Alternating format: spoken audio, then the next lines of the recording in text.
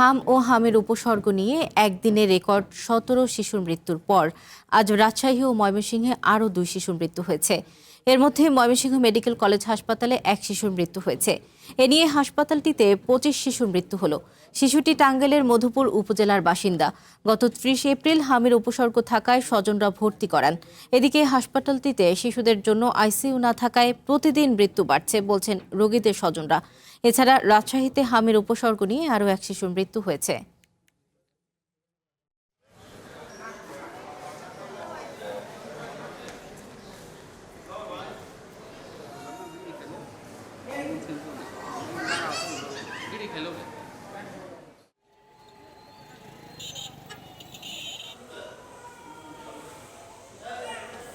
light বন্ধ করে